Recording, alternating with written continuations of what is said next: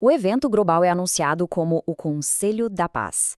Mas e se, para alguns, o verdadeiro nome dele fosse o Conselho do Fim do Mundo?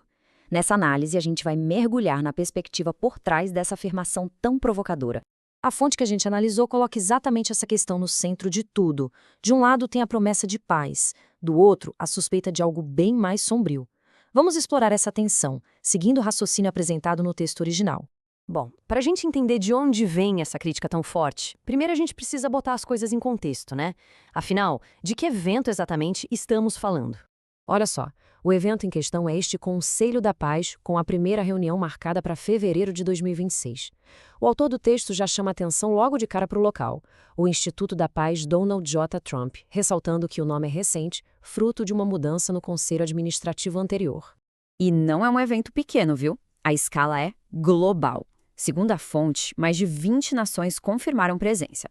Mas, e aqui está o ponto, o autor nos convida a olhar não só para a quantidade, mas para a qualidade desses participantes. O texto, por exemplo, faz questão de destacar nomes como Argentina e Hungria. O motivo, segundo o autor, é que seriam nações onde a democracia teria se enfraquecido recentemente. Essa seleção de exemplos, sabe, é a primeira pecinha do quebra-cabeça que ele está montando. Mas para o autor, os participantes e o local são só o pano de fundo. O verdadeiro problema, segundo ele, está na linguagem, na forma como este evento é vendido para o mundo. E aqui a gente chega no coração do argumento do texto. A ideia é que o Conselho da Paz não passa de um rótulo. Para o autor, o nome é uma fachada para uma iniciativa cínica, e a verdadeira designação, aquela que reflete a intenção por trás, seria Conselho do Fim do Mundo. Para descrever esse mecanismo, o autor até cria um termo, comunicação disruptiva. A definição que ele dá é basicamente a manipulação da linguagem para ocultar os verdadeiros objetivos e, no fim das contas, enganar o público. E, na visão do autor, este não é um caso isolado, não.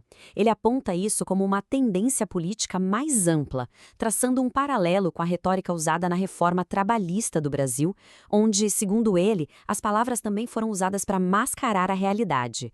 É neste ponto que a análise sobe um degrau. Para entender a gravidade do que ele chama de Conselho do Fim do Mundo, o autor enquadra esses eventos políticos dentro de uma interpretação teológica bem específica. Essa conexão é bem explícita, como a gente vê nessa citação da fonte. O autor enxerga todo o cenário político e econômico atual como um espelho do que as escrituras descrevem sobre os tempos do fim.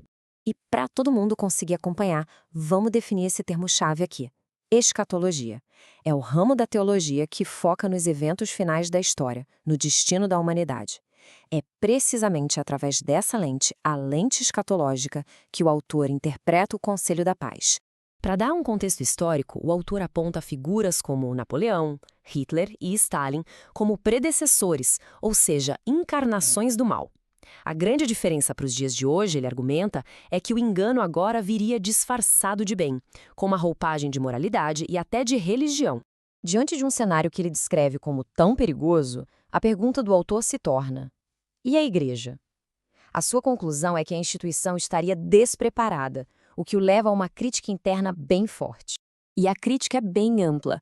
O autor descreve uma igreja que teria trocado a profundidade doutrinária por espetáculo, a disciplina espiritual por uma participação superficial e a sua independência por alianças com o poder político e com valores seculares.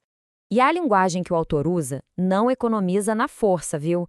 Esta citação, por exemplo, revela o nível da crítica ao comparar alguns cultos a shows pirotécnicos ou mesmo a lugares de culto ocultista.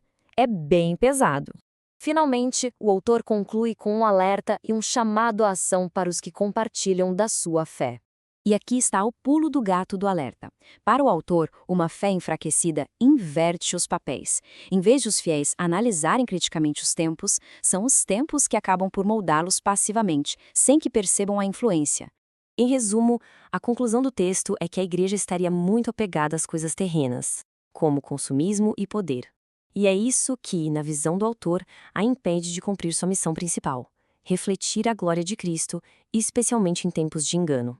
No final das contas, independentemente de se concordar ou não com essa interpretação teológica, a análise levanta uma questão universal. Numa era de comunicação que pode ser tão enganosa, onde palavras podem tanto esclarecer quanto iludir, como navegar por narrativas tão conflitantes? A pergunta fica no ar.